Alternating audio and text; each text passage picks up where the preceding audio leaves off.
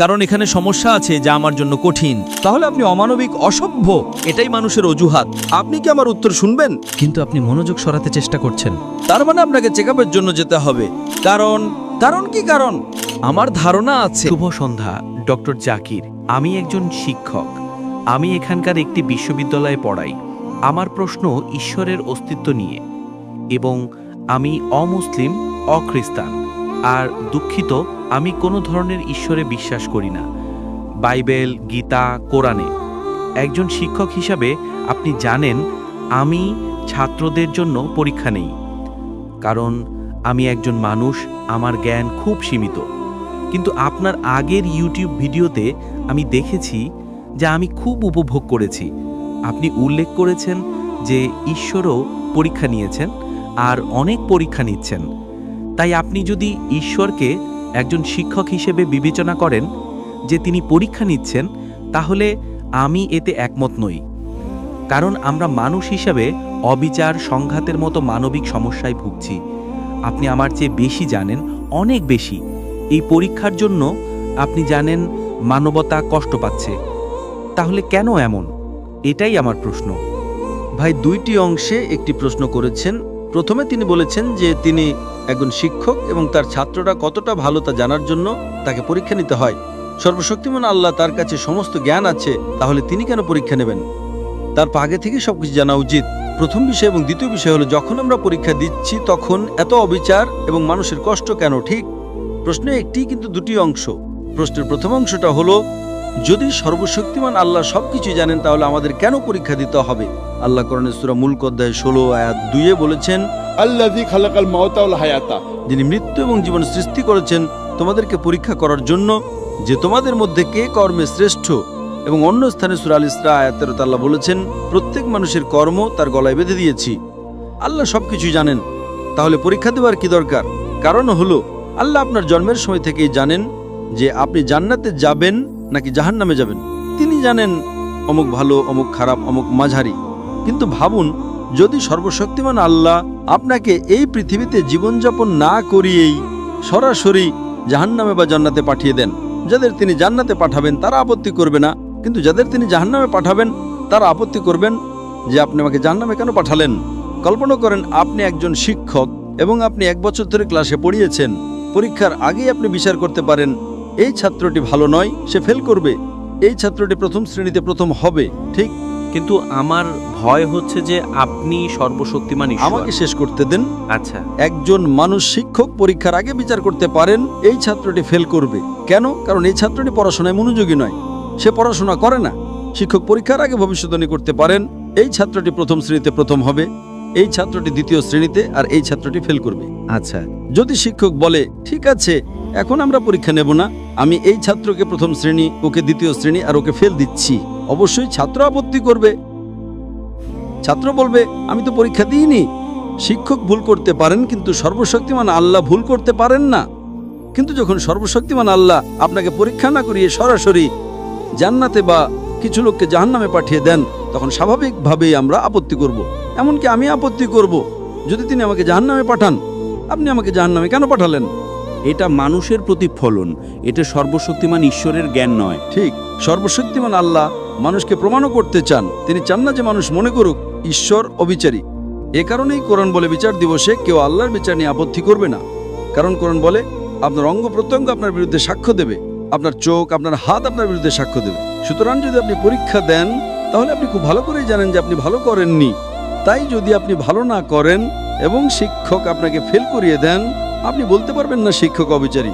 ঠিক তেমনি সর্বশক্তিমান আল্লাহর কাছে ইলমে গায়েব বা ভবিষ্যতের জ্ঞান আছে, কিন্তু তিনি পরীক্ষা হতে দেন যাতে কোনো মানুষ আপত্তি করতে না পারে। কল্পনা করেন, যদি কেউ আপনাকে পরীক্ষা না দিয়ে ফেল করিয়ে দেয়, আপনি কি আপত্তি করবেন না? এই কারণেই আপনি জানেন আমার আল্লাহর বিশ্বাস করতে খুব কষ্ট হয়। কারণ ভাই, আমি আপনাকে একটা সহজ প্রশ্ন করছি। আপনি একজন মানুষ, অবশেষে আমি আপনাকে জিজ্ঞেস করছি, যদি আপনার শিক্ষক আপনাকে ডিগ্রি পরীক্ষা না দিয়ে ফেল করে দিতেন, আপনি কি আপত্তি করতেন না? অবশ্যই, কারণ আমি একজন মানুষ। ঠিক, এ কারণেই যাতে আপনি আপত্তি না করেন আপনাকে পরীক্ষা দিতে হবে। এটাই আপনার প্রথম প্রশ্নের উত্তর। হ্যাঁ, আপনার দ্বিতীয় প্রশ্নের উত্তর হলো, যখন আমরা পরীক্ষা দিচ্ছি আমরা দেখি অনেক লোকের দুঃখ, কষ্ট এবং অনেক ভুল জিনিস ঘটছে। এটাই পরীক্ষা।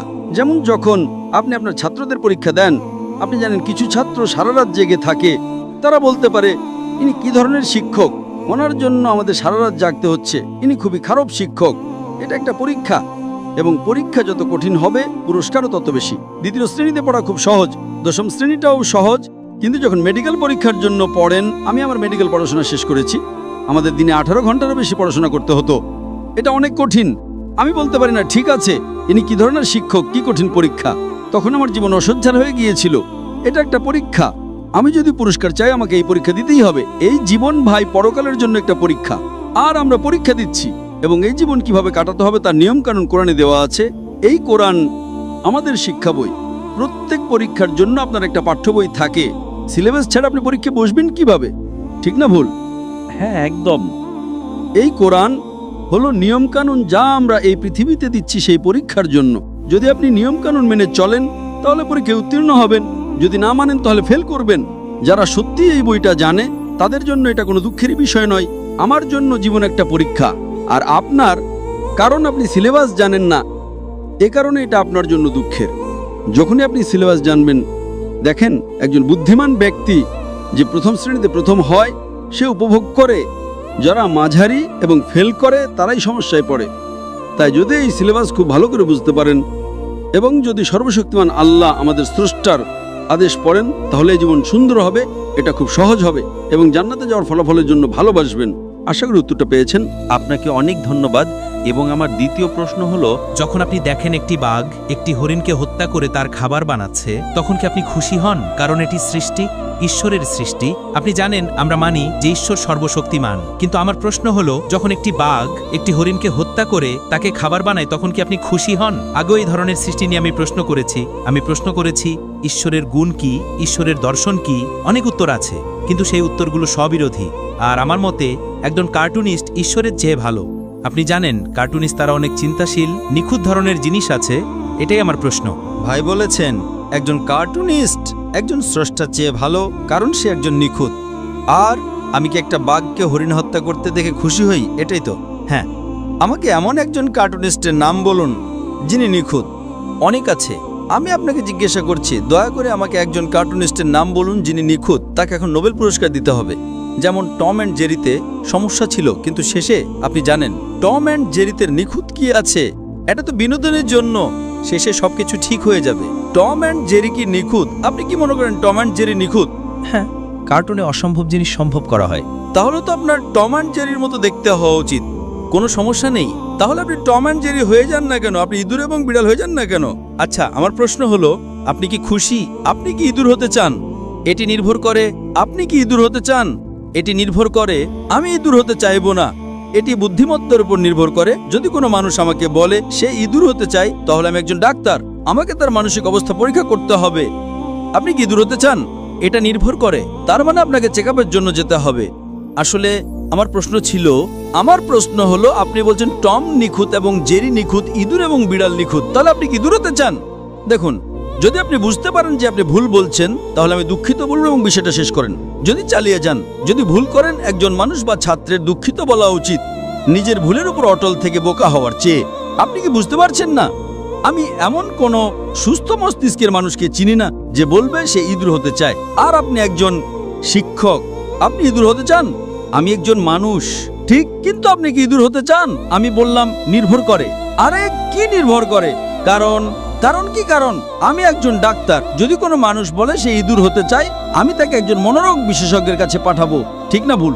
যদি আপনার কোনো ছাত্র বলে সে ইঁদুর হতে চায়, আপনি কি তাকে একজন মনোরোগ বিশেষজ্ঞের কাছে পাঠাবেন না? সেটাও নির্ভর করে। আর আমার প্রশ্ন হলো, আপনি কি খুশি? আরে সেটাও কি নির্ভর করে? জি, আমি প্রশ্নের প্রথম অংশে আসছি। হ্যাঁ, আপনি কি খুশি যখন একটি বাঘ? আমি খুশি যখন একটি বাঘ একটি হরিণকে হত্যা করে। হ্যাঁ। এখন আমার মতে যদি এটাই নিয়ম হয় যে একটা বাঘ কিভাবে বাঁচবে, তাহলে আমি খুশিও নই, দুঃখিত নই। আমার ধারণা আছে আমি খুশিও নই, দুঃখিতও নই, কারণ এটাই তার বেঁচে থাকার উপায়। এটাই মানুষের অজুহাত। আমি সর্বশক্তিমান ঈশ্বরের চিন্তা প্রণালী সম্পর্কে জানতে চাইছি। সর্বশক্তিমান, সুন্দর ও দয়াময় ঈশ্বরের চিন্তাকে যখন আমরা মানুষের পর্যায়ে নামিয়ে আনি, তখন এটা একেবারে সীমিত মানব জ্ঞানের প্রকাশ হয়ে যায়। এর জন্য আমি দুঃখিত। আপনি একটা প্রশ্ন করছেন, আপনি কি আমার উত্তর শুনবেন? হ্যাঁ, আমি শুনবো। তাহলে উত্তর শোনার জন্য আপনাকে মুখ বন্ধ রাখতে হবে, কারণ এখানে সমস্যা আছে যা আমার জন্য কঠিন। যখন আপনি প্রশ্ন করেছিলেন কি আমি বাধা দিয়েছিলাম? ঠিক আছে, বলেন। আপনি একজন শিক্ষক, তাই আপনি মনে করেন সবাই শিক্ষার্থী। আপনি কি মনে করেন আমি আপনার শিক্ষার্থী? আমি বোঝানোর চেষ্টা আপনি করছি। প্রশ্ন করেছেন, আপনি কি উত্তরের জন্য অপেক্ষা করবেন না? অবশ্যই, এর জন্য দুঃখিত। যদি আপনি নিয়ম না মানেন তাহলে আপনি অমানবিক, অসভ্য। এটা আপনার কথা। আমি সর্বশক্তিমানের ব্যাপারে খুবই চিন্তিত, কিন্তু প্রশ্ন করার সময় কি আপনি উত্তরের জন্য অপেক্ষা করবেন? কল্পনা করেন যদি কোনো ছাত্র বারবার বাধা দেয় এবং আপনাকে উত্তর দিতে না দেয়, আপনি তাকে কি বলবেন? আপনি তাকে ক্লাসরুম থেকে বেরিয়ে যেতে বলবেন, ঠিক? ঠিক। আপনি প্রশ্ন করেছেন, আমি খুব শান্তভাবে শুনেছি, কিন্তু আপনি মনোযোগ সরাতে চেষ্টা করছেন, কারণ আমি জানি আপনি খুবই চালাক। মুখ বন্ধ রাখুন, নয়তো আমাদের অন্য কাউকে সুযোগ দিতে হবে। আমি খুব দয়ালু ছিলাম। আপনার দুটো বাক্যে প্রশ্ন করার কথা, আমি আপনাকে অনুমতি দিয়েছি, আমি উত্তর দিচ্ছি, আপনি বাধা দিচ্ছেন। বাধা দিয়ে কি আপনি মনে করেন আপনি একজন শিক্ষক আর আমি আপনার শিক্ষার্থী? আপনি প্রশ্ন করেছেন, আমাকে উত্তর শেষ করতে দিন। আমি উত্তর শেষ করার পরে যদি আপনি কিছু বলতে চান আমি আপনাকে সুযোগ দেব। ধন্যবাদ। জানেন আপনি সবার সময় নষ্ট করছেন। প্রথম প্রশ্নকারী এসে 40 মিনিট সময় নিয়েছিলেন, এখন আপনি আরো 40 মিনিট নিতে চান। সুতরাং প্লিজ আপনি কি মুখ বন্ধ রাখবেন? তাহলে আমি বলবো। আমাকে দয়া করে বলতে হবে না। এটা ডেমোক্রেটিক নয়। এটা ডেমোক্রেসি নয়, এটা নিয়ম কানুন। আপনার ডেমোক্রেসি আপনি আপনার বাড়িতে করতে পারেন, এটা বাড়ি নয়। এটা প্রশ্নোত্তর পর্ব। প্রশ্নোত্তর পর্ব শুরু করার আগে আমি আপনাকে নিয়ম কানুন বলেছিলাম। এখন আপনি নিয়ম কানুন ভাঙতে চান। আপনি কিভাবে শিক্ষিত? যদি আপনি শিক্ষিত না হন আর যদি আপনি সভ্য না হন, তাহলে অন্যদের থেকে আপনি কি আশা করেন? এটা আপনার দৃষ্টিভঙ্গি, আমি দুঃখিত। আপনি কি মুখ বন্ধ রাখবেন? নয়তো আপনি যদি আবার মুখ খোলেন অন্য কাউকে প্রশ্ন করতে বলবো। ঠিক আছে, বলেন। আমি মনে করি আপনি ইংরেজি বোঝেন না। আপনি ইঁদুর হতে চান, আমি কি করতে পারি? আপনি বলছেন কার্টুনিস্ট নিখুঁত এবং নিখুঁত কার্টুনিস্ট টম অ্যান্ড জেরি, তার মানে আপনি ইঁদুর হতে চান। আপনি বলছেন এটা ঈশ্বর আর আমরা মানুষ, কিভাবে বুঝবো? আমি মানুষের সাথে কথা বলছি, তাই আমাকে মানুষের যুক্তি নিয়েই কথা বলতে হবে। আমি ইঁদুরের যুক্তি বা বাঘের যুক্তি নিয়েও কথা বলতে পারি না। আপনি বললেন আপনি আমাদের মানুষের সাথে কথা বলছেন।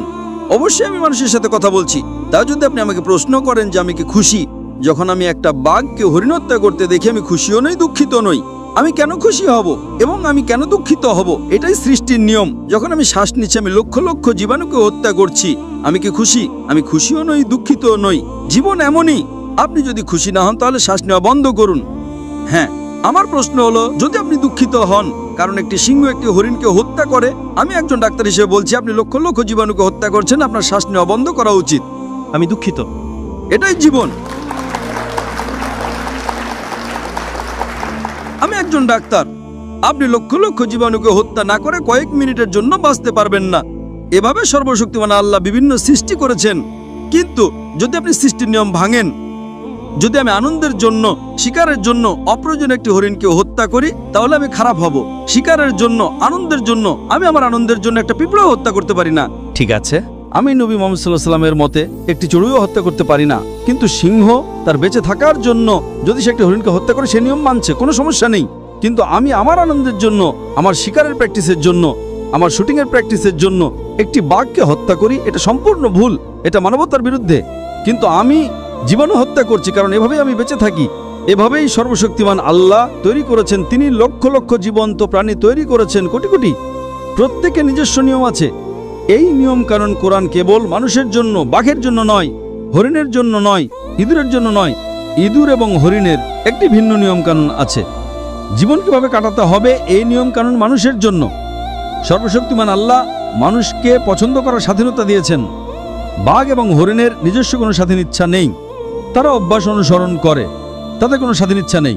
কেবল মানুষ এবং জিনের স্বাধীন ইচ্ছা আছে। এখন যেহেতু আমাদের স্বাধীন ইচ্ছা আছে, সর্বশক্তিমান আল্লাহ আমাদের কিছু নিয়ম কানুন দিয়েছেন। আপনি কি করতে পারেন আর কি করতে পারেন না।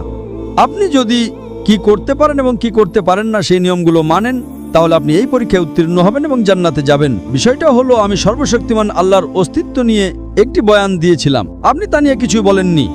যদি আপনি বিজ্ঞানে বিশ্বাস করেন, তাহলে এটা কোরআনে কিভাবে হতে পারে? আপনি তা নিয়ে কিছুই বলেননি। এখন আপনি জিজ্ঞাসা করছেন যে একটি বাঘ হরিণ হত্যা করলে আপনি খুশি হন কি না। আমি খুশিও নই, দুঃখিতও নই। এভাবেই সে বাঁচবে। তাই উত্তর হলো, আমি খুশিও নই, দুঃখিতও নই যখন একটি বাঘ একটি হরিণকে হত্যা করে। কিন্তু আমি খুব রাগান্বিত এবং খুব দুঃখিত হই যদি কোনো মানুষ একটি বাঘকে হত্যা করে তার শিকারের প্র্যাকটিসের জন্য, কারণ এটা সর্বশক্তিমান আল্লাহ আমাদের স্রষ্টার নিয়মের বিরুদ্ধে। আশা করি উত্তরটা পেয়েছেন। অনেক ধন্যবাদ।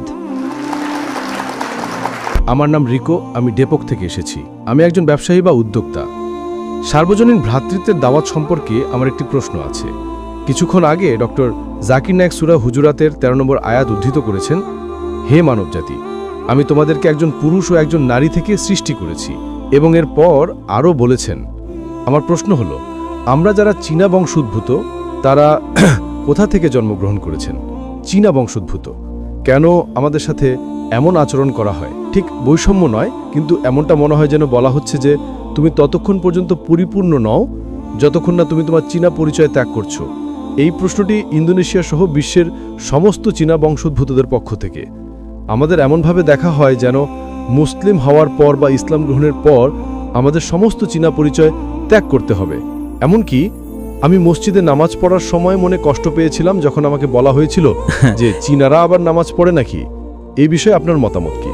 ভাই প্রশ্ন করেছেন যে আলহামদুলিল্লাহ তিনি একজন চীনা নৌ মুসলিম।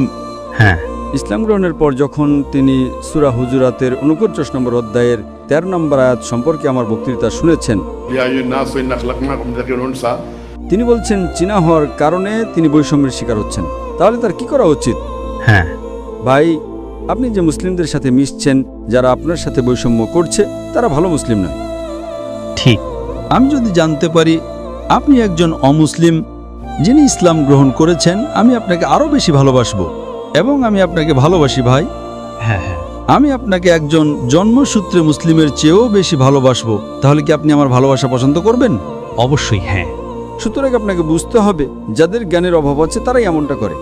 আমার জন্য মাশাআল্লাহ একজন চীনা মুসলিম, মাশাআল্লাহ আমি আপনার সাথে আরো ভালো ব্যবহার করব, আরো খুশি হব, যাতে আপনি দিনের উপর অটল থাকেন। একদম ঠিক। তাহলে কেন কেউ আপনাকে চীনা হওয়ার কারণে বৈষম্য করবে? কেন? এর মানে হলো আপনি যাদের মুসলিম বলছেন, যারা আপনার সাথে বৈষম্য করছে তাদের কোরআনের সঠিক জ্ঞান নেই। এটা খুবই স্বাভাবিক বিষয়। এমনকি ভারতেও কিছু গ্রাম আছে যেখানে মানুষ মনে করে ও আমরা শক্তিশালী, আমরা সাইয়েদ, আমরা শেখ। কিসের সাইয়েদ আর কিসের শেখ? আমি আপনাকে আগেই বলেছি, এই আয়াতটি বলে যে শ্রেষ্ঠত্বের একমাত্র মাপকাঠি হলো তাকওয়া। যদি কেউ এই কারণে বৈষম্য করে যে ও তুমি একজন খারাপ মানুষ, তুমি প্রতারণা করো, তুমি মদ্যপান করো, তুমি জুয়া খেলো, তাহলে ঠিক আছে, তা গ্রহণযোগ্য। কিন্তু শুধু চীনা হওয়ার কারণে যদি কেউ আপনাকে বৈষম্য করে, তার মানে সমস্যাটা তার মধ্যেই। আপনি কি বুঝতে পারছেন? হ্যাঁ, তাই আপনার উচিত তাদের জন্য দুঃখবোধ করা। আপনার আল্লাহর কাছে দোয়া করা উচিত যে আল্লাহ যেন তাদেরকে হেদায়েত দান করেন। পরের বার যখন তারা কিছু বলবে, আপনি বলবেন ডক্টর জাকির নায়েক। এবং ইনশাল্লাহ বেশিরভাগ ইন্দোনেশিয়ানরা আমাকে চেনেন, সবাই না, বেশিরভাগই। তারা বলবে ডক্টর জাকির নায়েক আমাকে ভালোবাসেন কারণ আমি একজন চীনা, এবং সাধারণত আমি অন্য জন্মসূত্রে মুসলিমদের চেয়ে আপনাকে বেশি ভালোবাসবো কারণ আপনি নবমুসলিম, তাই না? সঠিক। সুতরাং আপনার কোরআনের জ্ঞান কম বলে যদি আমাকে ঘৃণা করেন তাতে আমার কিছু যায় আসে না। কিন্তু সে শুধু চীনা হওয়ার কারণে যদি আপনাকে ঘৃণা করে, তাহলে সমস্যাটা তার। এবং শ্রেষ্ঠ মুসলিম হওয়ার একমাত্র উপায় হলো আরও বেশি তাকওয়া অর্জন করা। শুধু 5 ওয়াক্ত নামাজ না, তাহাজ্জুদ পড়া, সালাত দোহা পড়া, বেশি করে দান করা, এইগুলোই আপনাকে শ্রেষ্ঠ করে তুলবে। তাই আপনার উচিত মুসলিমদের জন্য দোয়া করা উচিত। আল্লাহ ইহদিক, এটা হলো আরবি শব্দ যার অর্থ আল্লাহ যেন তোমাকে হেদায়েত দান করেন। আল্লাহ ইহদিক। তাই আপনাকে বলতে হবে আল্লাহ যেন তোমাকে হেদায়েত দান করেন, আল্লাহ যেন তোমাকে সঠিক পথ দেখান। সুতরাং এটা অজ্ঞতা এবং জ্ঞানের অভাবের কারণে হয়। তারা বুঝে কোরআন পড়েনি, তারা অনুবাদ সহ কোরআন পড়েনি। তাই আপনার আল্লাহর কাছে কৃতজ্ঞ থাকা উচিত যে অন্তত তিনি আপনাকে হেদায়েত দিয়েছেন, তাই না? তাই আমরা আল্লাহর শুকরিয়া আদায় করি যে তিনি আমাদের হেদায়েত দিয়েছেন। এই লোকেরা মুসলিম পরিবারে জন্মগ্রহণ করেও কোরআন বোঝে না, সুতরাং আপনি তাদের চেয়ে ভালো মানুষ। আশা করি উত্তরটা পেয়েছেন। ধন্যবাদ ডক্টর জাকির নায়েক। জাযাকাল্লাহু খায়রান। যাই হোক, আমি ডন্ডিকে বেশি ভালোবাসি কারণ সে চীনা। এমনকি ডন্ডিকেও আমি বেশি ভালোবাসি, সে চীনা তাই সে আমার আরো কাছের। মাশাআল্লাহ, আল্লাহ যেন তাকে হেদায়েত দান করেন এবং ইনশাআল্লাহ তাকে আরো শক্তি দিন যাতে সে অন্য মুসলিমদের দিনের পথে নিয়ে আসতে পারে। আমিন। ফর পা ডন্ডি তাকবীর। মাশাআল্লাহ। আমার নাম ডায়ানা, আমি একজন ছাত্রী এবং আমার প্রশ্ন হলো, গুহায় ফেরেশতা জিবরাইল আলাইহিসসালাম যখন মুহাম্মদ সাল্লাল্লাহু আলাইহি সাল্লামের কাছে আসলেন তখন তিনি ভয় পেয়েছিলেন কেন? বোন খুব ভালো একটি প্রশ্ন করেছেন যে যখন ফেরেশতা জিবরাইল আলাইহিস সালাম প্রথমবার মুহাম্মদ সাল্লাল্লাহু আলাইহি সাল্লামের কাছে এসেছিলেন, যখন তার উপর প্রথম ওহী নাজিল হয়েছিল তখন তিনি ভয় পেয়েছিলেন কেন? কারণ তিনি এমন কিছু আশা করেননি। তিনি কখনোই আশা করেননি যে কোনো ফেরেশতা আসবে।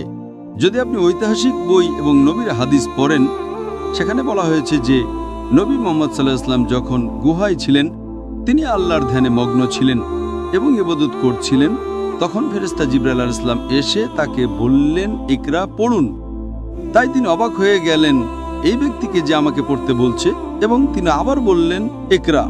নবী উত্তরে বললেন, আমি পড়তে জানি না। কিন্তু বাইবেলে আছে যখন মানুষের সাথে ফেরেশতাদের দেখা হতো তখন ফেরেশতারা তাদের ভয় না পাওয়ার জন্য বলতেন, কারণ তাদের ঈশ্বর পাঠিয়েছেন। তাহলে কেন তাকে ভয় না পাওয়ার জন্য কোনো আশ্বাস দেওয়া হয়নি? খুব ভালো প্রশ্ন করেছেন। তিনি বাড়ি চলে গেলেন এবং এরপর তিনি স্ত্রীকে চাদর দিয়ে ঢেকে দিতে বললেন, কারণ তিনি খুব ভয় পেয়েছিলেন। কিন্তু বাইবেলে যখন মানুষের সাথে ফেরেশতাদের দেখা হতো তখন ফেরেশতারা তাদের ভয় না পাওয়ার জন্য আশ্বস্ত করতেন, কারণ 2 তিমোথি ভার্স 7 বলা হয়েছে, ঈশ্বর আমাদের ভয়ের আত্মা দেননি, বরং শক্তি, ভালোবাসা এবং সুস্থ মনের আত্মা দিয়েছেন। তাহলে কেন ঈশ্বর আমাদের ভয় পেতে দেবেন? যদি তিনি সত্যি ঈশ্বরের পক্ষ থেকে আসেন তাহলে এই কথার কোনো মানে হয় না। অথবা যদি সেই ফেরেশতা সত্যি ঈশ্বরের পক্ষ থেকে এসে থাকেন তাহলে ব্যাপারটা কেমন হয়ে যায়? বোন খুব ভালো একটি প্রশ্ন করেছেন।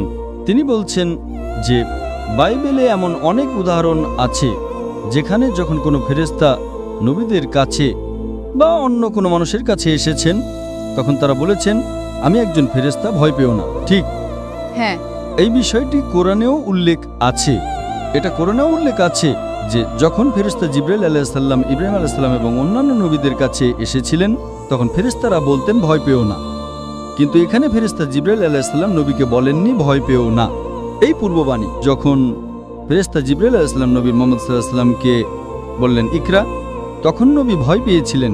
কেন জানেন? কারণ তিনি নিরক্ষর ছিলেন। কিন্তু আমাকে শেষ করতে দিন। যখন ফেরেশতা জিবরাইল আলাইহিস সালাম বললেন, পড়ুন, তিনি বললেন, আমি পড়তে জানি না। কেন? কারণ এটা ছিল বাইবেলে করা একটা ভবিষ্যৎবাণীর পরিপূর্ণতা। যদি আপনি বাইবেল পড়েন, তাকে বলা হবে যে নিরক্ষর। এটাই হলো ওল্ড টেস্টামেন্টে একেবারে শেষে চূড়ান্ত রাসূল নবী মুহাম্মদ সাল্লাল্লাহু আলাইহি ওয়াসাল্লাম সম্পর্কে করা একটা পূর্ববাণী। যিশায়া নবুয়তের পুস্তক অধ্যায় 29 ভার্স 12-তে বলা হয়েছে, সে গ্রন্থ তাকে দেওয়া হবে যে নিরক্ষর, এবং তাকে বলা হবে, দয়া করে এটা পড়ো, এবং সে উত্তরে বলবে, আমি পড়তে জানি না। এটা ছিল ওল্ড টেস্টামেন্টে পরবর্তী ধর্মগ্রন্থে উল্লেখিত ভবিষ্যৎবাণীর পরিপূর্ণতা। তাই কোরআনে এবং কোরআনের তাফসিরেও আছে, যখন প্রথম ওহী এসেছিল, নবী মুহাম্মদ সাল্লাল্লাহু আলাইহি ওয়াসাল্লাম ভয় পেয়েছিলেন। এর আগে তিনি আল্লাহর রাসূল ছিলেন না। এটা ছিল প্রথম ওহী, যেটা তিনি 40 বছর বয়সে পেয়েছিলেন। এর আগে তিনি একজন ধার্মিক ব্যক্তি ছিলেন, কিন্তু তার উপর নবুয়তি দেওয়া হয়নি। তাই প্রথমবার যখন ফেরেশতা আসলেন তিনি ভয় পেলেন, একজন সাধারণ মানুষের মতো। হ্যাঁ, কিন্তু যদি কোনো ফেরেশতা আপনার বা আমার কাছেও আসেন, আমরাও ভয় পাব। তাই সেই সময়ে তিনি একজন সাধারণ মানুষ ছিলেন।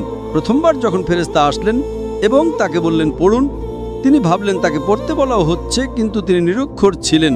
তাই তিনি উত্তরে বললেন, আমি পড়তে জানি না। তারপর তিনি আবার বললেন, পড়ুন, পড়ুন। তিনি উত্তরে বললেন, তৃতীয়বার যখন তিনি বললেন, পড়ুন, ইকরা শব্দটি 3টি অর্থ আছে। একটা হলো পড়া, একটা হলো আবৃত্তি করা, আর একটা হলো ঘোষণা করা। তখন নবীজি বুঝতে পারলেন, ও, তিনি আমাকে পুনরাবৃত্তি করতে বলছেন। আর পুনরাবৃত্তি করার জন্য তো শিক্ষিত হওয়ার প্রয়োজন নেই, তাই না? তারপর তিনি বললেন, পড়ুন, আপনার রবের নামে যিনি সৃষ্টি করেছেন, যিনি মানুষকে সৃষ্টি করেছেন জমাট রক্ত থেকে।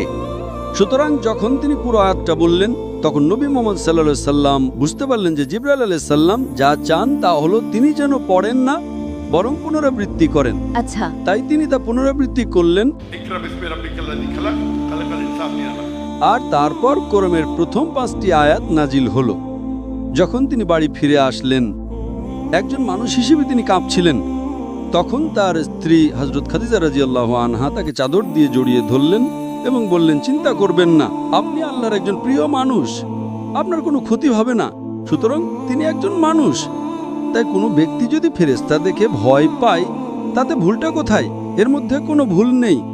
যদি ফেরেশতা বারবার আসতে থাকেন এবং তারপরেও তিনি ভয় পান, তখন আপনি আপত্তি করতে পারেন। প্রথমবার ভয় পাওয়াটা স্বাভাবিক। তিনি একজন মানুষ, আমার কাছে তিনি একজন মানুষ, সৃষ্টিকর্তা নন। তিনি যদি ভয় পান এটা স্বাভাবিক। অনেক রাসূলে যখন ফেরেশতাদের দেখতেন তখন তারা ভয় পেতেন। যখন জিবরাইল আলাইহিস সালাম বারবার আসতে থাকলেন তখন তিনি আর ভয় পেতেন না। তাহলে এতে ভুলটা কোথায়? যেমন মরিয়ম এবং জাকারিয়া, তাদের সাথে কাদের সাথে? মরিয়ম এবং জাকারিয়ার সাথে ফেরেশতা জিবরাইল আলাইহিসসালামের সাক্ষাৎ হয়েছিল। সেটা মুহাম্মাদের সাথে সাক্ষাতের চেয়ে ভিন্ন ছিল। যেমন মরিয়ম এবং জাকারিয়ার সাথে জিবরাইলের সাক্ষাতের পর জিবরাইলের যাওয়ার সময় তাদের কোনো ভয় ছিল না, যা মুহাম্মাদের ক্ষেত্রে হয়নি। সাক্ষাতের পরও তার ভয় জেগে গিয়েছিল। আর ঈশ্বর আমাদের ভয়ের আত্মা দেন না। হ্যাঁ, বোন প্রশ্ন করছেন যে যখন মরিয়াম আলাইহিসসালাম ফেরেশতার সাথে দেখা করেছিলেন এবং জাকারিয়া আলাইহিসসালাম যখন ফেরেশতার সাথে দেখা করেছিলেন তখন তারা ভয় অনুভব করেননি। ভয় পাওয়াটা হারাম কিছু নয়, এটা ভুল কিছু নয়, এটা মানবীয়। হ্যাঁ, তাই আমার কাছে এটা স্বাভাবিক। তিনি একজন মানুষ, কেউ ভয় পায় আবার কেউ ভয় পায় না। এখানে আমরা জানতে পারি যে প্রথমবার যখন ফেরেশতা আসেন তখন নবী মুহাম্মদ সাল্লাল্লাহু আলাইহি সাল্লাম এবং নবী জাকারিয়া আলাইহিস সালাম আর মরিয়ম আলাইহিস সালামের মধ্যে একটি পার্থক্য ছিল। প্রথমত, মাতা মরিয়ম কোনো নবী ছিলেন না। হ্যাঁ, ঠিক, তারা সুসংবাদ দিয়ে চলে যান। এখানে আপনাকে বুঝতে হবে এটা জরুরি না যে একজন রাসূল যদি ভয় পান সেটা ভুল, অথবা একজন রাসূল যদি ভয় না পান সেটা সঠিক। প্রত্যেক রাসূলই ভিন্ন। যেমন ধরুন, নবী মুসা আলাইহিস সালাম সরাসরি আল্লাহর সাথে কথা বলেছেন, ইব্রাহিম আলাইহিস সালাম বলেননি। তাহলে এটা কি ইব্রাহিম আলাইহিস সালামকে ছোট নবী বানিয়ে দেয়? না। যিশু আলাইহিস সালাম সরাসরি ঈশ্বরের সাথে কথা বলেননি, এটা কি তাকে ছোট নবী বানিয়ে দেয়? না। কোরআন বলে যে ইব্রাহিম আলাইহিস সালাম আল্লাহর বন্ধু, এটা একটা উপাধি। এর মানে কি এই যে অন্য রাসূলরা আল্লাহর শত্রু? না। সুতরাং এগুলো হলো প্রদত্ত উপাধি। প্রত্যেক নবী নিজেই অনন্য। আমরা কেবল তখনই আপত্তি করব যদি এমন কিছু করা হয় যেটা অস্বাভাবিক বা যেটা সঠিক না বা যেটা পাপপূর্ণ। তাই ভয় পাওয়া এমনটাই পাপ না। তাই আমার কাছে এটা স্বাভাবিক। আমি একজন ডাক্তার হিসেবে, একজন বুদ্ধিমান ব্যক্তি হিসেবে, যদি একজন মানুষ ভয় পায় আর একজন না পায়, এটা তাকে ছোট বা বড় করে না। হ্যাঁ, কিন্তু এরপরে আপনাকে যা দেখতে হবে, হ্যাঁ, এরপরে আপনাকে দেখতে হবে কে বেশি সাহসী ছিলেন। নবী মুহাম্মদ সাল্লাল্লাহু আলাইহি সাল্লাম জিবরাইলের সাথে যোগাযোগ রাখতেন। এমন কোনো নবী নেই যিনি নবী মুহাম্মদ সাল্লাল্লাহু আলাইহি সাল্লামের মতো জিবরাইলের সাথে এত বেশি যোগাযোগ করেছেন। আপনি কি কোনো রাসূলকে চেনেন? কোন রাসূল, জাকারিয়া, মরিয়ম আলাইহিস সালাম, তারা কি নবী মুহাম্মদ সাল্লাল্লাহু আলাইহি সাল্লামের মতো এত বেশি যোগাযোগ করেছেন? না। না। সুতরাং এই যোগাযোগ আল্লাহর উপরে নির্ভর করে। তাই যদি দেখেন জিবরাইল আলাইহিস সালামকে সর্বশক্তিমান আল্লাহ বিশেষভাবে নবী মুহাম্মদ সাল্লাল্লাহু আলাইহি সাল্লামের কাছে ওহী পৌঁছে দেওয়ার জন্য বেছে নিয়েছিলেন। অন্যদের কাছে তিনি কম এসেছেন, নবী মুহাম্মদ সাল্লাল্লাহু আলাইহি সাল্লামের কাছে তিনি বেশি এসেছেন। সুতরাং যদি আপনি পুরো জীবন দেখেন, অবশ্যই নবী মুহাম্মদ সাল্লাল্লাহু আলাইহি সাল্লাম অনেক বেশি যোগাযোগ করেছেন। তিনি তার সাথে আরও অনেকবার কথা বলেছেন। যদি আপনি হাদিস দেখেন, অন্য যে কোনো রাসূলের চেয়ে বহুগুণ বেশি। কেন? কারণ তিনি ছিলেন সর্বশেষ এবং চূড়ান্ত রাসূল। সুতরাং প্রথমবার যদি কোনো রাসূল একজন ফেরেশতাকে দেখে ভয় পান, এটা স্বাভাবিক। তিনি একজন মানুষ, এতে ভুল নেই। আপনি কেন আপত্তি করছেন? ভুলটা কোথায়? এটা পাপ না। না, এটা পাপ নয়, কিন্তু সাক্ষাতের পর আপনার সেই চরম ভয় থাকা উচিত নয় যদি তা ঈশ্বরের কাছ থেকে হয়। যদি আপনার ঈশ্বরের সাথে সাক্ষাৎ হয়, আপনাকে আশ্বস্ত করতে হবে যে ভয় পেও না।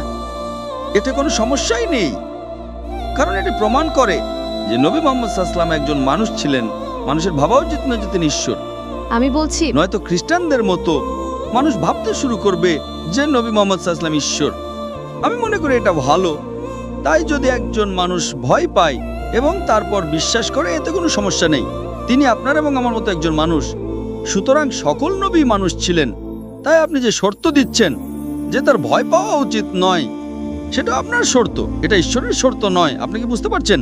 তাই আমার কাছে যদি কোনো মানুষ ঈশ্বর হন, ঈশ্বর ভয় পেতে পারেন না। সুতরাং এটি প্রমাণ করে যে তিনি ঈশ্বর নন। আর এ কারণে আমাদের কালেমাতে তখন আমরা বলি যে তিনি আল্লাহর বান্দা। তাই এই সমস্ত কাজ প্রমাণ করে যে তিনি একজন মানুষ। আমি মনে করি এটা একটা চমৎকার উদাহরণ যে ঈশ্বরের সকল রাসূল মানুষ ছিলেন, তারা ঈশ্বর ছিলেন না। নয়তো অনেক খ্রিস্টানের মতো তারা ভুলভাবে ঈশ্বরকে, দুঃখিত, যিশুকে ঈশ্বর বলে ডাকে। বোন, আপনি কি বিশ্বাস করেন যে যিশু ঈশ্বর? হ্যাঁ। আপনি কি বাইবেলের কোথাও থেকে একটাও প্রমাণ দেখাতে পারবেন যেখানে যীশু খ্রিস্ট আলাইহিস সালাম নিজেই বলেছেন যে আমি ঈশ্বর, অথবা যেখানে তিনি বলেছেন আমার উপাসনা করো? না, এমন কোনো সরাসরি অনুচ্ছেদ নেই যেখানে তিনি বলেছেন যে আমি ঈশ্বর, আমার উপাসনা করো। এমন কোনো সরাসরি অনুচ্ছেদ নেই। আমি শুনতে পাচ্ছি না বোন।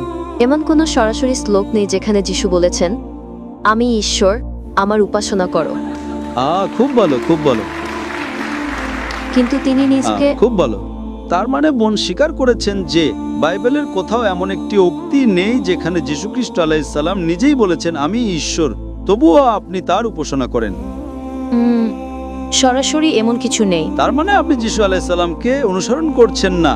যীশু আলাইহিস সালাম বলেছেন আমি নিজে থেকে কিছুই করতে পারি না, আমি যেমন শুনি তেমন বিচার করি, এবং আমার বিচার ন্যায়, কারণ আমি আমার ইচ্ছা খুঁজি না বরং আমার পিতার ইচ্ছা খুঁজি। সেই তরুণ ছেলেটি যে বক্তব্য দিয়েছিল ঠিক একই, কিন্তু সে বুঝতে পারেনি, তার সমস্যা ছিল, জানেন তো। কিন্তু অনেক শ্লোকে তিনি বলেছেন যে আমি ঈশ্বর। সরাসরি না হলেও তিনি বলেছেন যদি তোমরা আমাকে ভালোবাসো তবে আমার আদেশ পালন করবে। বোন, আপনাকে সকল রাসূলের আদেশ পালন করতে হবে, শুধু যিশুর, ঈসা আলাইহিস সালামের কেন? ইব্রাহিম আলাইহিস সালাম, মুসা আলাইহিস সালামের কি তাদের অনুসরণ করতে হবে না?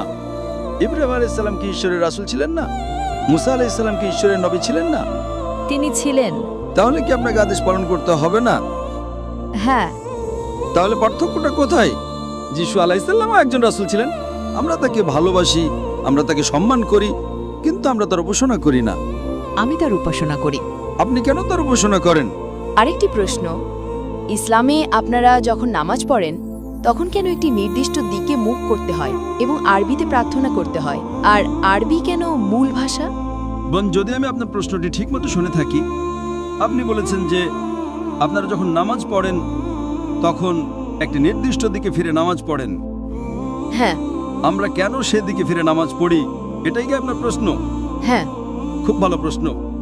বোন প্রশ্ন করেছেন যে আমরা মুসলিমরা যখন নামাজ পড়ি তখন আমরা কাবার দিকে মুখ করি, কিন্তু আমরা কেন কাবার দিকে মুখ করি? কারণ কাবা আমাদের কিবলা, কিবলা মানে দিক। আমরা কেন কিবলার দিকে মুখ করি, এটাই প্রশ্ন।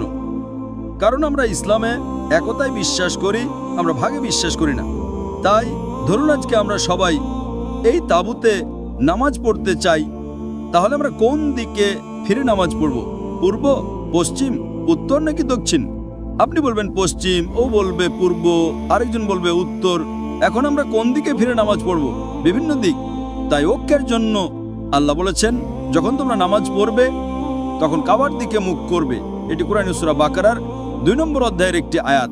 তাই আমরা ঐক্যের জন্য কাবার দিকে মুখ করি। এর মানে এই নয় যে আমরা কাবার ইবাদত করি।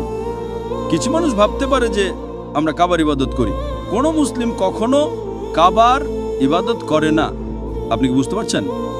জি। কাবা হলো কিবলা, কিবলা মানে দিক। আমরা ঐক্যে বিশ্বাস করি। যখন হজের জন্য মক্কায় যাই তখন কাবার চারপাশে তাওয়াফ করি, কারণ প্রতিটি বৃত্তের একটি কেন্দ্র থাকে। এটা প্রমাণ করার জন্য যে আল্লাহ এক। এবং ইসলামের দ্বিতীয় খলিফা মানে হযরত ওমর রাদিয়াল্লাহু আনহু, তিনি এই কালো পাথর বা হাজরে আসওয়াদের দিকে ইঙ্গিত করে বলেছিলেন যে এই কালো পাথর আমার কোনো উপকার করতে পারে না, ক্ষতিও করতে পারে না। আমি এই কালো পাথরকে চুম্বন করছি শুধুমাত্র কারণ আমার নবী এটাকে চুম্বন করেছিলেন, নয়তো এই পাথর আমার কোনো উপকার বা ক্ষতি করতে পারে না। এটি প্রমাণ করে যে কোনো মুসলিম কখনো পাথরের ইবাদত করে না। এছাড়াও নবীর সময় নবীর অনেক সাহাবী কাবার উপরে দাঁড়িয়ে আজান দিতেন। তারা কাবার উপরে দাঁড়িয়ে আজান দিতেন। কোনো মূর্তি পূজক কি কখনো কাবার উপরে দাঁড়াবে যেই মূর্তির সে পূজা করে? আমি আপনাকে একটা প্রশ্ন করছি, কোনো মূর্তি পূজক কি সেই মূর্তির উপরে দাঁড়াবে যার সে পূজা করে? না। সুতরাং এটি প্রমাণ করে যে আমরা মুসলিমরা কাবার ইবাদত করি না, আমরা হাজরে আসওয়াদের ইবাদত করি না। এটা শুধু একটা কিবলা। আমরা ঐক্যে বিশ্বাস করি, অন্যথায় বিশৃঙ্খলা সৃষ্টি হবে। আপনি বলবেন পূর্বে নামাজ পড়ো, ও বলবে পশ্চিমে, কেউ বলবে উত্তরে, কেউ বলবে দক্ষিণে। তাই ঐক্যের জন্য বিশ্বের সবাই কাবা মক্কার দিকে মুখ করে এবং আমরা একই দিকে ফিরে নামাজ পড়ি। আশা করি উত্তর পেয়েছেন। তাহলে আপনি বলতে চাইছেন যে আমাদের মধ্যে বিভ্রান্তি আছে কারণ আমরা একটা নির্দিষ্ট দিকে ফিরে প্রার্থনা করি না, তাই না? অবশ্যই কোনো নির্দিষ্ট দিক নেই। কিভাবে? কোনো কারণ আপনার স্বাধীনতা আছে, কোনো ঐক্য নেই। কিছু খ্রিস্টান দক্ষিণে প্রার্থনা করে, কিছু পশ্চিমে, কিছু পূর্বে। কোনো ঐক্য নেই, সব দিক ভিন্ন। আচ্ছা তো সেটা আপনার প্রবলেম, আমার নয়। আচ্ছা ঠিক এ কারণে যিশু আলাইহিস সালাম In the Gospel of John, chapter number 16, verse number 11 to 14, আমার তোমাদেরকে আরো অনেক কথা বলার আছে, কিন্তু তোমরা এখন তা সহ্য করতে পারবে না। কিন্তু তিনি যখন সেই সত্যের আত্মা আসবেন, তখন তিনি তোমাদেরকে সমস্ত সত্যে পথ দেখাবেন। তিনি নিজে থেকে কিছু বলবেন না, যা শুনবেন তাই বলবেন। নবী মুহাম্মদ সাল্লাল্লাহু আলাইহি ওয়াসাল্লামের ব্যাপারে কথা বলছে। সত্যের আত্মা হলেন পবিত্র আত্মা। হ্যাঁ, পবিত্র আত্মা, ঠিক আছে, ওকে, ঠিক আছে, আপনি আমার সাথে একমত। বোন খুব ভালো উত্তর দিয়েছেন। এ কারণে যিশু আলাইহিস সালাম পবিত্র আত্মার কথা বলছেন। সেখানে কি বলা হয়েছে? আমার তোমাদেরকে আরো অনেক কথা বলার আছে, কিন্তু তোমরা এখন তা সহ্য করতে পারবে না, কারণ তিনি যখন সেই সত্যের আত্মা আসবেন। বোন, বাইবেল বলে যে যখন যীশু খ্রিস্ট ঈসা আলাইহিস সালাম জন্মগ্রহণ করেছিলেন, তখন পবিত্র আত্মা সেখানে ছিলেন, হ্যাঁ কি না? পবিত্র আত্মা। বোন, শুধু আমার প্রশ্নের উত্তর দিন। বাইবেলে তো এটা বলা নেই যে যখন যীশু খ্রিস্ট ঈসা আলাইহিস সালাম জন্মগ্রহণ করেছিলেন তখন পবিত্র আত্মা সেখানে ছিলেন, ঠিক না ভুল? হ্যাঁ, ভিতরে। তাহলে এখানে ভবিষ্যৎবাণী বলছে আমার তোমাদেরকে আরো অনেক কথা বলার আছে, কিন্তু তোমরা এখন তা সহ্য করতে পারবে না। কিভাবে? শুনুন, তিনি প্রথমত একজন মানুষের ব্যাপারে বলা হচ্ছে, কোন আত্মা সম্পর্কে নয়। না, অপেক্ষা করুন, শুনুন, প্রথমে আমাকে শেষ করতে দিন, তারপরে আপনি উত্তর দেবেন। প্রথমত তিনি একজন মানুষকে বোঝায়, কোনো আত্মাকে নয়। তিনি যখন সত্যের আত্মা আসবেন, তিনি তোমাদেরকে সমস্ত সত্য পথ দেখাবেন। তিনি নিজের থেকে কিছু বলবেন না, যা শুনবেন তাই বলবেন। 4-5 বার তিনি পবিত্র আত্মা, পবিত্র আত্মাকে তিনি বলা হয় না। কারণ যখন যিশু দাঁড়ান, আমাকে আগে শেষ করতে দিন, আপনি কেন বাধা দিচ্ছেন? আমি আপনাকে কথা বলার সুযোগ দেব। তিনি একজন পুরুষ বা মানুষকে বোঝায়।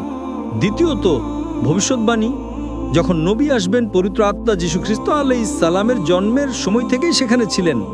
সুতরাং পবিত্র আত্মার সম্পর্কে আপনার ব্যাখ্যা সম্পূর্ণ ভুল। তিনি নিজের থেকে কিছু বলবেন না, যা শুনবেন তাই বলবেন। তার মানে যা আমরা কোরআন এবং হাদিসে জানি, শব্দগুলো ফেরেশতা জিবরাইলের মাধ্যমে পাঠানো হয়েছিল, যা আপনি বলেছেন। তিনি এমনভাবে পুনরাবৃত্তি করেছেন যেন শব্দগুলো তার মুখে বসিয়ে দেওয়া হয়েছিল। পবিত্র আত্মার মুখে কোথায় শব্দ বসানো হয়েছিল? বাইবেলে কোথাও এমন কথা বলা নেই। এখানে বলা হয়েছে যা শুনবেন তাই বলবেন। নবী মুহাম্মদ সাল্লাল্লাহু আলাইহি সাল্লাম সম্পর্কে বলা হচ্ছে, তিনি আমার মহিমা প্রকাশ করবেন। পবিত্র আত্মা কি যিশুর মহিমা প্রকাশ করেছিলেন? না। কোথায়? পবিত্র আত্মা কোথায় যিশুর মহিমা প্রকাশ করেছিলেন? কোথায়? তার মানে আপনি বাইবেল পড়ছেন না। প্রথমত, পবিত্র আত্মা যিশু ঈসা আলাইহিস সালামের জন্মের আগে থেকেই সেখানে ছিলেন। পবিত্র আত্মা সেখানে ছিলেন যখন যিশু পৃথিবীতে বাস করতেন। এই ভবিষ্যৎবাণী ভবিষ্যতে আগমনকারী একজনের সম্পর্কে বলছে, সুতরাং এটা পবিত্র আত্মা হতে পারে না। দ্বিতীয়ত, তিনি শব্দটি 4-5 বার ব্যবহার করা হয়েছে, এটা কোনো আত্মা হতে পারে না। তৃতীয়ত, তার মুখে শব্দ বসিয়ে দেওয়া হয়েছিল, পবিত্র আত্মার মুখে কোনো শব্দ বসানো হয়নি। চতুর্থত, তিনি যীশু খ্রিস্ট আলাইহিস সালামের মহিমা প্রকাশ করবেন। এই 4টি বিষয় বাইবেলে কোথায় উল্লেখ আছে? তাহলে আমি মেনে নেব যে এটি পবিত্র আত্মা। ঠিক আছে। এই 4টি বিষয় কি বাইবেলে উল্লেখ আছে? এই 4টি বিষয় পবিত্র আত্মার সাথে মেলে না, শুধু কারণ আপনার বাবা আপনার চার্চ বলেছে আপনি অন্ধভাবে তা পুনরাবৃত্তি করছেন। না, আপনাকে যৌক্তিকভাবে ভাবতে হবে পবিত্র আত্মা সেখানে ছিলেন কি না। তিনি ছিলেন। তিনি যীশু খ্রিস্ট আলাইহিস সালামের জন্মের আগে থেকেই সেখানে ছিলেন। তিনি মাতা মরিয়মের গর্ভে ছিলেন। তিনি সেখানে ছিলেন যখন যীশু খ্রিস্ট ঈসা আলাইহিস সালাম জন্মগ্রহণ করেছিলেন। তিনি সেখানে ছিলেন যখন যিশু বেঁচে ছিলেন। সুতরাং এটা পবিত্র আত্মা সম্পর্কে বলছে না। someone is misguiding you. তার মানে আপনি বাইবেল পড়ছেন না। যখন তিনি আসবেন, এটি এমন একজনের সম্পর্কে বলছে যিনি উপস্থিত নন। পবিত্র আত্মা প্রথমে যখন যিশু জন্মগ্রহণ করেছিলেন তখন তার ভিতরে তার সাথে ছিলেন, কিন্তু তিনি চলে যাওয়ার পর তিনি বলেছিলেন যে সেই আত্মা তোমাদের ভিতরে থাকবে। সুতরাং এটি কেবল না, এমন কথা বলা হয়নি। যখন তিনি স্বর্গে আরোহণ করলেন তখন পবিত্র আত্মাই না, আপনি বাইবেলের ভুল প্রমাণ দিচ্ছেন। বাইবেল বলে যীশু খ্রিস্ট বলেছেন, আমার তোমাদেরকে আরো অনেক কথা বলার আছে, কিন্তু তোমরা এখন তা সহ্য করতে পারবে না, কারণ তিনি যখন সত্যের আত্মা আসবেন, তার মানে তিনি তার ভেতরে থাকতে পারেন না। তাহলে কি যিশু মিথ্যা বলছেন? আমরা বিশ্বাস করতে পারি না যে নবী যিশু মিথ্যা বলতে পারেন।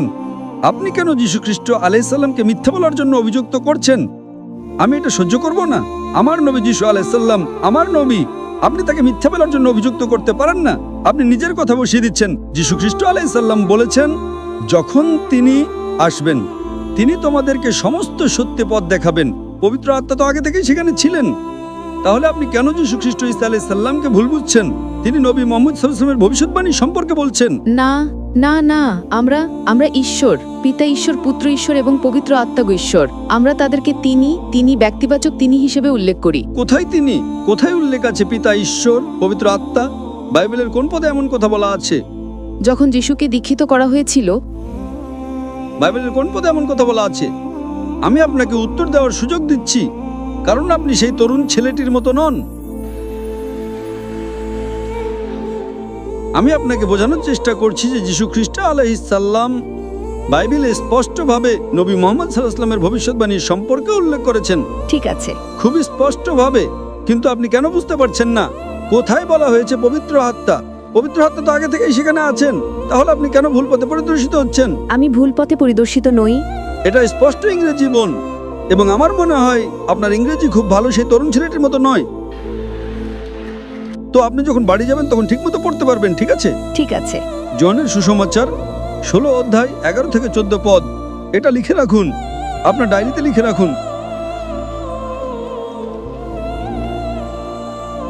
Thank you, sister. Can we have the next question? আমার নাম নওফল এবং আমি একজন টেকনিশিয়ান। আমার প্রশ্নটি সার্বজনীন ভ্রাতৃত্ব সম্পর্কিত। দিনে 5 ওয়াক্ত নামাজ পড়া, যাকাত দেওয়া, হজ পালন করার মতো ইসলামের পূর্ণাঙ্গ অনুসরণ কি শুধুমাত্র যুক্তি ও তর্কের উপর ভিত্তি করে করা সম্ভব? ধন্যবাদ। ভাই, আপনার নাম কি? নওফল। আপনি কি মুসলিম নাকি অমুসলিম? আমি মুসলিম। মুসলিম? ভাই প্রশ্ন করেছেন, নামাজ এবং ইসলামের সমস্ত দিক কি সম্পূর্ণরূপে যৌক্তিক ভিত্তিতে পালন করা সম্ভব? হ্যাঁ, এটা নির্ভর করে আপনার যুক্তি কতটা শক্তিশালী তার উপর। আপনি কতটা যৌক্তিক।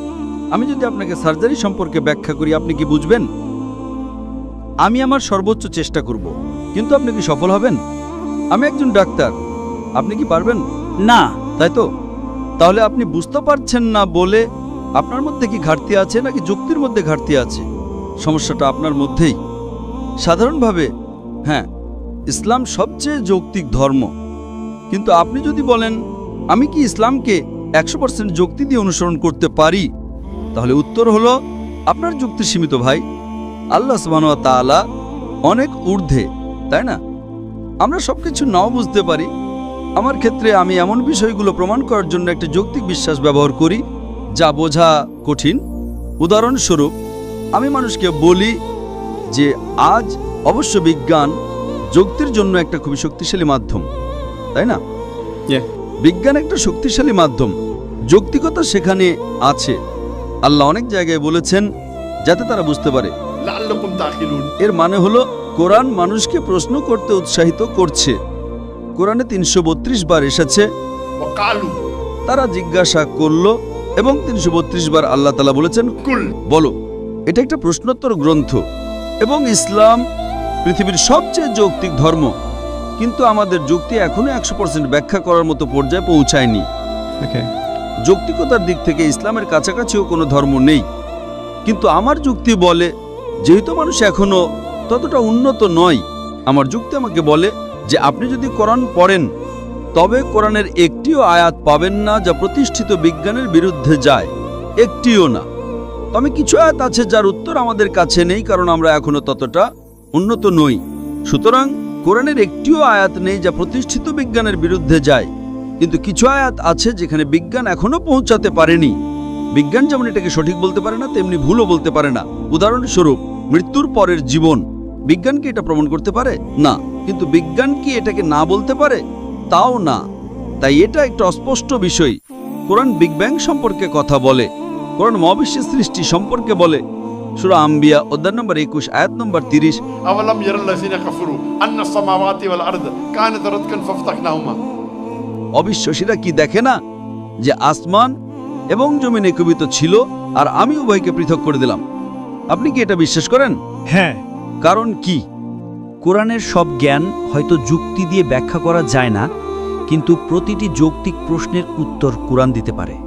কোরআনের সবকিছু যৌক্তিকভাবে ব্যাখ্যা করা যায়, আমি আপনার সাথে একমত নই, এবং সব যুক্তির উত্তর কোরআন দিতে পারে না, আমি আপনার সাথে একমত নই। আপনার দুটো কথাই ভুল। কোরআনের সবকিছু যৌক্তিকভাবে ব্যাখ্যা করা যায় না, বেশিরভাগই যায়, প্রায় সবই। হ্যাঁ, আমি আপনাকে একটি উদাহরণ দিয়েছি। কোরআন মৃত্যুর পরের জীবন সম্পর্কে কথা বলে। হ্যাঁ, আমি তার উত্তরও দিয়েছি, আলহামদুলিল্লাহ। আমি বেশিরভাগ প্রশ্নের উত্তর দিয়েছি, কিন্তু আমি এমন যুক্তি ব্যবহার করি যা বিজ্ঞানের চেয়েও ঊর্ধ্বে। আমি মৃত্যুর পরের জীবন কিভাবে প্রমাণ করা যায় তার উপর একটা লেকচার দিয়েছি। এখন সময় আমাকে তা বলতে অনুমতি দেবে না। আমার একটা সহজ যুক্তি আছে, তারপর আমি একটা ভিন্ন লেভেলে যাই। আমার একটা যুক্তি হলো, আপনি যদি আজ বিজ্ঞানের ভিত্তিতে কোরআন অ্যানালিসিস করেন, তবে দেখবেন কোরআনের ৮০% বিষয় ১০০% সঠিক বলে প্রমাণিত হয়েছে। সুতরাং যদি বিশ্লেষণ করেন, তাহলে দেখবেন কোরআনের ৮০% কথা বিজ্ঞান দ্বারা ১০০% সঠিক বলে প্রমাণিত হয়েছে, আর বাকি ২০% অস্পষ্ট, যা সঠিকও না, ভুলও না। যেমন জিন, মৃত্যুকরের জীবন, জান্নাত ও জাহান্নাম। সুতরাং যখন কোরআনের ৮০% ১০০% সঠিক প্রমাণিত হয়, আর ১% বা ০.১%ও ভুল প্রমাণিত হয় না, তখন আমার যুক্তি বলে, যখন ৮০% ১০০% সঠিক এবং ২০% অস্পষ্ট, যার মধ্যে ০.০০১%ও ভুল নেই, তখন আমার যুক্তি বলে ইনশাআল্লাহ সেই ২০% সঠিক হবে। সুতরাং এটা একটা যৌক্তিক বিশ্বাস, এটা যৌক্তিকতার উপর ভিত্তি করে প্রতিষ্ঠিত। আমি অযৌক্তিক নয়, যদিও কোরআনের কিছু অংশ যুক্তি দিয়ে ব্যাখ্যা করা যাবে না, কিন্তু আমার যুক্তি বলে যে বিজ্ঞানও এটাকে ভুল প্রমাণ করতে পারে না। সুতরাং এটা একটা যৌক্তিক বিশ্বাস। অন্য কোনো ধর্মগ্রন্থ এমন দাবি করতে পারে না। অন্য সব ধর্মগ্রন্থে অসংখ্য বৈজ্ঞানিক ভুল, অসংখ্য যৌক্তিক সমস্যা এবং গাণিতিক ত্রুটি রয়েছে। বুঝতে পারছেন? হ্যাঁ। তাই ইসলাম সবচেয়ে যৌক্তিক ধর্ম। কিন্তু আমরা কি সবকিছু যুক্তি দিয়ে প্রমাণ করতে পারি? আমাদের যুক্তি এখনো সেই পর্যায়ে পৌঁছায়নি। তাই আমি একজন দায়ী হিসেবে অনেক কিছু ব্যাখ্যা করার চেষ্টা করি, কিন্তু ১০০% পারি না। আমরা মুসলিমরা যৌক্তিকতা প্রমাণ হয়েছে বলে অনুসরণ করি না, বরং আল্লাহ বলেছেন তাই অনুসরণ করি। আমাদের যুক্তি আল্লাহ বলেছেন তাই আমরা ঈমান এনেছি ও সত্য বলে মেনে নিয়েছি। আমি বুঝতে পারি বা না পারি, যতক্ষণ নিশ্চিত এটা আল্লাহর কালাম, আমি এটা অনুসরণ করব। জাস্ট বুঝতে পারছি না বলে অনুসরণ করব না। এর মানে হলো আমি একজন ভালো মুসলিম নই। কিন্তু ইসলাম সবচেয়ে যৌক্তিক ধর্ম, এটা সর্বোত্তম এবং বিজ্ঞানের চেয়ে অনেক উন্নত। বিজ্ঞান যা গতকাল ১০০ বছর বা ২০০ বছর আগে জেনেছে, আল্লাহ তা ১৪০০ বছর আগেও বলে দিয়েছেন। তাই এটা অনেক উন্নত এবং একটি আয়াতও ভুল প্রমাণিত হয়নি। এই কারণেই কোরআন বিশ্বের সবচেয়ে যৌক্তিক গ্রন্থ, ইসলাম সবচেয়ে যৌক্তিক ধর্ম এবং মানবজাতির জন্য সবচেয়ে উপকারী। আশা করি উত্তরটা পেয়েছেন। আমার একটি প্রশ্ন আছে। আমি শুনেছি যে রমজান মাসে ৩০ দিন জান্নাতের দরজা খোলা থাকে এবং জাহান্নামের দরজা বন্ধ থাকে, কিন্তু সেই ৩০ দিনের রমজানের মধ্যে যদি কোনো হিন্দু মারা যায়, তাহলে সে কোথায় যাবে? ভাই সাহেব খুব ভালো এবং সঠিক প্রশ্ন করেছেন। প্রশ্নকে কখনো ভুল বলা উচিত নয়, ভুল বললে তা প্রমাণ করতে হয়। ভাই সাহেবের প্রশ্নটি হলো, তিনি হাদিসের উদাহরণ দিচ্ছেন। অনেক হাদিস আছে, আল্লাহ রাসূল সাল্লাল্লাহু আলাইহি ওয়াসাল্লামের, বুখারী এবং অন্যান্য হাদিস আছে যে রমজানে আল্লাহ সুবহানাহু ওয়া তাআলা জান্নাতের দরজা খুলে দেন এবং জাহান্নামের দরজা বন্ধ করে দেন। ভাই সাহেব আরেকটি হাদিস বলতে ভুলে গেছেন যে শয়তানও বন্দী থাকে। তো তিনটি বিষয় একসাথে, আল্লাহ সুবহানাহু ওয়া তাআলা শয়তানকে বন্দী করেন। তো ভাইয়ের প্রশ্ন হলো, যদি রমজানে ৩০ দিনের মধ্যে কোনো হিন্দু মারা যায়, তাহলে সে কোথায় যাবে? অনেকে প্রশ্ন করে, শয়তান শিকলে বাঁধা থাকে, শৃঙ্খলবদ্ধ, কড়া, হাত করা তো বলতে পারবো না, কড়া কড়া শিকলে বাঁধা। শয়তান শিকলে বাঁধা থাকে, তবুও আমরা দেখি গুনাহ হচ্ছে। যদিও রমজানে গুনাহ কম হয়, তবু গুনাহ তো হয়, তাই না? তো শয়তান শিকলে বাঁধা থাকে, তাহলে গুনাহ কেন হয়? এটাও একটা প্রশ্ন কি না? যদি শয়তানকে আল্লাহ তাআলা শিকলে বাঁধা রাখে রমজানে, আমরা দেখি তবু চুরি হয় কি না? কম হয়, কিন্তু হয়। তবু লোকেরা মদ্যপান করে, কম পান করে। যখন শয়তান শিকলে বাঁধা, তবে কেন এই ভুল হয়? কিভাবে এই গুনাহ হয়?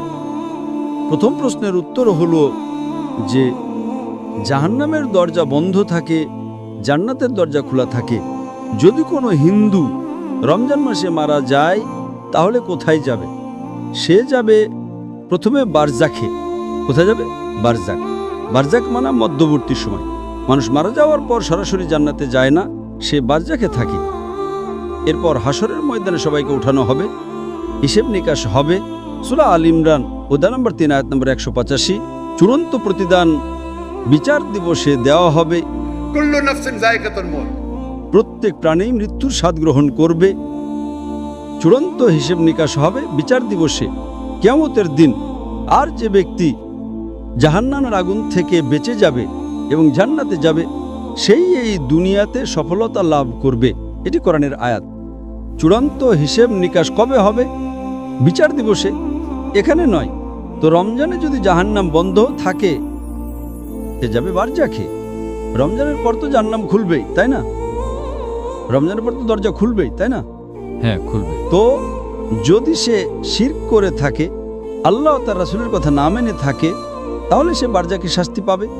জান্নাতের দরজা খোলা থাকবে, জাহান্নামের দরজাও খুলে যাবে। খুলে গেলে যখন সময় আসবে তখন সে জাহান্নামে যাবে। একদম। এই প্রশ্নটা তো সহজ ছিল। দ্বিতীয় প্রশ্নটি আরো জটিল। যদি শয়তান শিকলে বাঁধা থাকে, তাহলে ভুল কাজ কিভাবে হয়? তারপরও তো গুনাহ হয়, যদিও কম হয়। আপনি যদি যাচাই করেন দেখবেন রমজানে গুনাহ কমে যায়। আমি একটা যাচাই করেছিলাম, যখন শয়তান শিকলে বাঁধা থাকে তারপরেও কিভাবে গুনাহ হয়। আর এই প্রশ্ন আমাকে খুব চিন্তিত করত। আমি যখন দাওয়াতে নতুন ছিলাম, আলহামদুলিল্লাহ কেউই প্রশ্ন করেনি, খুব চিন্তিত করত, কিন্তু আল্লাহ এর উত্তর দিয়ে দিয়েছেন। অনেক গবেষণা করেছি, পড়েছি, উত্তর খুঁজেছি, আলেমদের জিজ্ঞেস করেছি, তারা বললেন সঠিক। মাশাআল্লাহ, কি সুন্দর উত্তর। তারপর থেকে আমি এই উত্তর দিতে শুরু করেছি, কারণ আমি নিজেই প্রথমেই প্রশ্ন করি, আমি নিজেকে আক্রমণ করি। কারণ আত্মরক্ষা করার জন্য আক্রমণ করা জানতে হয়। আপনি যদি আত্মরক্ষা করতে চান, তাহলে আক্রমণ করা জানা জরুরি। আপনি যখন বিতর্ক করেন, আপনাকে যদি কোরআনকে রক্ষা করতে হয়, তাহলে আক্রমণ করাও শিখতে হবে। আক্রমণে পারদর্শী হলে আপনি নিজেকেও রক্ষা করতে পারবেন। তো আমি এর উত্তর দিচ্ছি। আল্লাহ রাসূল সাল্লাল্লাহু আলাইহি ওয়াসাল্লাম বলেছেন যে শয়তান শিকলে বাঁধা থাকে। শিকলে বাঁধা থাকে। শয়তান মরে যায় না, জীবিত থাকে, কিন্তু শিকলে বাঁধা থাকে। আমি একটা উদাহরণ দিই। ধরুন একটা সিংহ, বাঘ শিকলে বাঁধা আছে এবং শিকলটা 10 ফুট লম্বা। আপনি দূরে দাঁড়িয়ে আছেন, আপনি জানেন শিকলটা খুব মজবুত, তাই আপনি ভয় পাবেন না, তাই না? ভয় পাবেন না তো, শিকল মজবুত, কিন্তু শিকলটা 10 ফুট লম্বা। যদি একটা বাঘ বা সিংহ শিকলে বাঁধা থাকে আর শিকলটা 10 ফুট লম্বা হয়, আপনি 30 ফুট দূরে আছেন, শিকলটা মজবুত, আপনি কি নিরাপদে থাকবেন না? ভয় তো লাগবেই। ভীরু হলে ভয় লাগবে, তাই না? এমনি তো সিংহ ছাড়াও ভয় লাগতে পারে, কুকুর দেখে পালিয়ে যাবেন, বিড়াল দেখে পালিয়ে যাবেন। কিন্তু আপনি যদি 30 ফুট দূরে থাকেন, তাহলে তো নিরাপদে থাকবেন, তাই না? হ্যাঁ কি না? একদম একদম একদম। কিন্তু আপনি যদি সিংহের কাছে যান, তাহলে কি হবে? খেয়ে ফেলবে। হ্যাঁ। তো আল্লাহ রাসূল সাল্লাল্লাহু আলাইহি ওয়াসাল্লাম যখন বলেন যে রমজানে শয়তান শিকলে বাঁধা থাকে, এর মানে হলো আপনি শয়তানের কাছে যাবেন না। ঠিক। আপনি রমজানে বলবেন না আমি জুয়ার আড্ডায় যাব, রমজান মাস আমি মদের দোকানে যাব, তাহলে দোষটা কার? আপনার। তাই রমজানে শয়তানের শক্তি কমে যায়, কিন্তু শয়তান মরে যায় না। শিকলে বাঁধা থাকে মানে আপনি যদি দূরে থাকেন তবে নিরাপদ, কিন্তু আপনি যদি সিংহের মুখে হাত দেন, সে শিকলে থাকলেও তো আপনাকে খেয়ে ফেলবে, তাই না? একদম। তো রমজানে আপনার জন্য গুনাহ থেকে দূরে থাকা সহজ, কিন্তু অসম্ভব নয়। রমজানে প্রায়শই আমরা আল্লাহর সাহায্য পাই, কিন্তু আপনি যদি বলেন না আমি মদের আড্ডায় যাব, পিকচার দেখব, আমি ব্লু ফিল্ম দেখব, তাহলে তো সমস্যা হবে, তাই না? তো রমজানের শয়তানের প্রভাব কমে যায়, কারণ সে শিকলে বাঁধা থাকে। আপনি তার কাছে গেলে, তার মুখে হাত দিলে সে আপনাকে খেয়ে ফেলবে, তখন আপনি গুনাহ করবেন। তো এটা হলো যুক্তিসঙ্গত উত্তর। সঠিক উত্তর তো আল্লাহই জানেন। এটা একটা যুক্তিসঙ্গত উত্তর। হাদিস ঠিকই আছে, কিন্তু এর মানে হলো আপনাকে আরও বেশি মনোযোগ দিতে হবে এবং রমজানে আল্লাহর ইবাদত করার জন্য আপনার কাছে আরও বেশি সময় আছে। আশা করি উত্তরটা পেয়েছেন। আমার নাম ইনশাল ইউসুফ। আমি স্কুল জীবন থেকেই একজন নাস্তিকের মতো জীবনযাপন করছি, কিন্তু আমি অনেকবার খুব চেষ্টা করেছি যেন আমি একজন মুসলমান হতে পারি। আর আমি অনেক চেষ্টা করেছি যে আমি একজন মুসলমানের জীবনযাপন করব, কারণ আমি আপনারও অনেক লেকচার শুনেছি এবং ইসলামের দ্বারা অনেক অনুপ্রাণিত হয়েছি। কিন্তু সমস্যা হলো ইসলাম ধর্ম অনুসারে কুফর এবং ইসলামের মধ্যে যে পার্থক্য, তা হলো নামাজ। কিন্তু আমি অনেক চেষ্টা করেছি যে আমি নামাজ পড়তে পারি কিনা, আর আমি আমার অনেক বন্ধুদের জিজ্ঞেস করেছি তোমরা কি নামাজ পড়ো? তো আমি এটাই জানতে পারলাম যে তারা কখনো পড়ে কখনো পড়ে না। তো একজন মুসলিম হিসেবে নামাজ না পড়ে কি নিজেকে মুসলিম বলা যেতে পারে কিনা? ধন্যবাদ। ভাইয়ের প্রশ্ন হলো, তিনি নিজেকে নাস্তিক বলছেন এবং বলছেন যে তিনি ইসলামের দিকে আসার চেষ্টা করছেন, কিন্তু নামাজ পড়েন না। আর তিনি দেখেছেন তার বন্ধুরা কখনো নামাজ পড়ে কখনো পড়ে না। তো তার মূল প্রশ্ন হলো, যদি কোনো ব্যক্তি নামাজ না পড়ে, সে মুসলিম কিন্তু কখনো নামাজ পড়ে কখনো পড়ে না, সে কি নিজেকে মুসলমান বলতে পারে কিনা? নাম্বার 1, মুসলিম বলার জন্য 2টি শর্ত আছে। নাম্বার 1, সে মানবে যে আল্লাহ সুবহানাহু ওয়া তাআলা এক এবং তার ছাড়া আর কোনো উপাস্য নেই।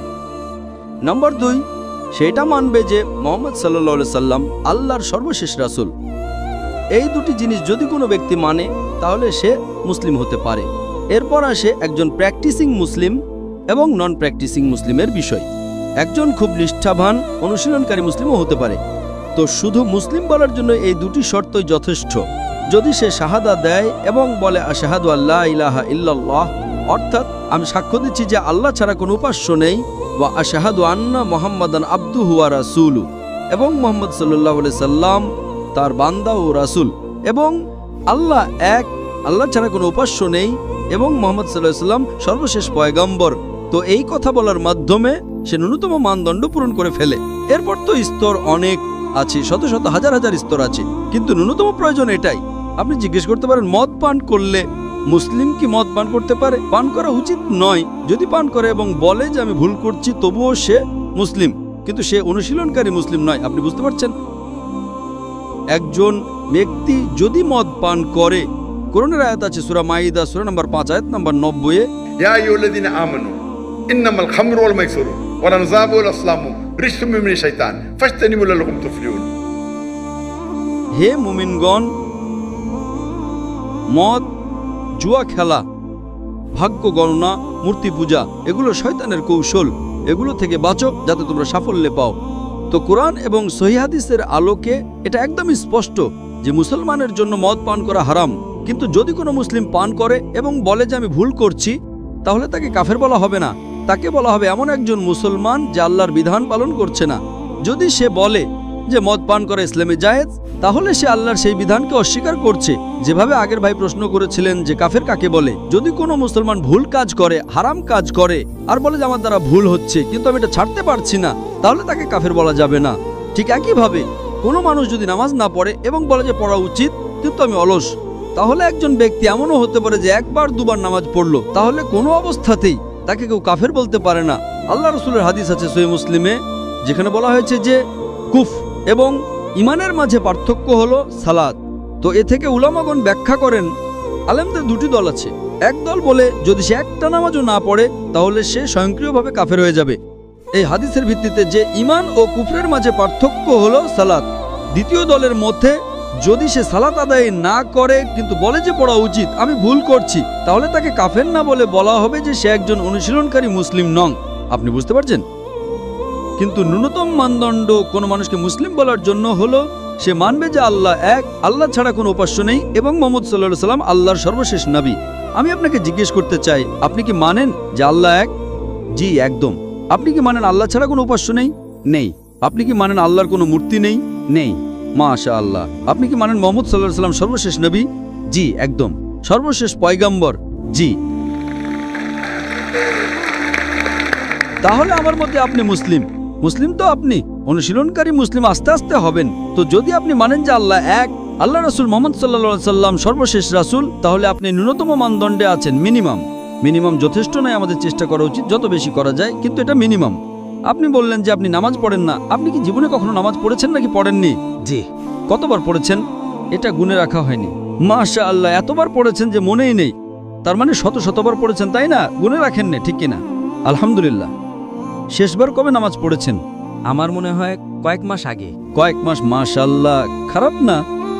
তাহলে আপনি নিজেকে নাস্তিক কেন বলেন?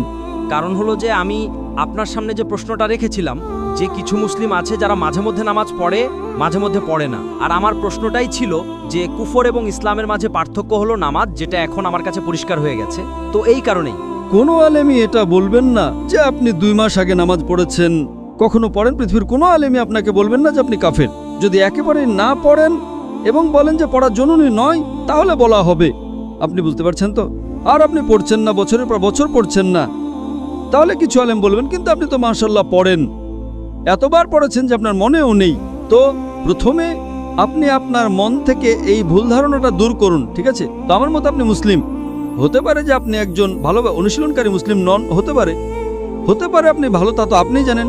আমার মতে, আমি তো আপনাকে চিনি না, হতে পারে আপনি একজন ভালো মুসলমান, কারণ মানুষ কেমন তা শুধু আল্লাহ তাআলাই জানেন, ঠিক না?